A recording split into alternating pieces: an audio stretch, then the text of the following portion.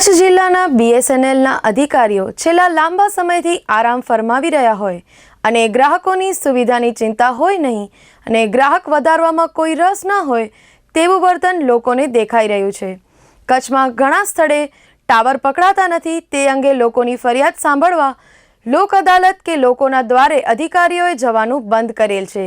બીજી તરફ બીએસએનએલની મુખ્ય કચેરીના મુખ્ય ગેટ પણ લાંબા સમયથી ખોલવામાં આવતા નથી, જેથી બહારથી આવતા અજાણ્યા લોકોને ઓફિસ બંધ છે તેવું જ જણાય છે। બીએસએનએલ દ્વારા તેમના સિમ કાર્ડના વેચાણ અને રિચાર્જ માટે એજન્સી આપવામાં આવેલ છે અને આ એજન્સીના માણસો કચેરી બહાર પ્રચાર કરી પ્રોડક્ટો વેચતા હતા તે પણ બંધ થઈ ગયું છે।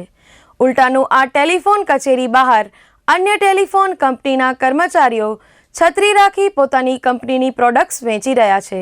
એક તરફ ભારત સરકારની કંપની તરીકે લોકો બીએસએનએલને આવકારી ગૌરવ લે છે તો હજારો રૂપિયાનો પગાર ખાતા 800 કર્મચારીઓ કચ્છમાં કંપનીનું વેચાણ ઘટાડવાની પ્રવૃત્તિ કરી રહ્યા છે।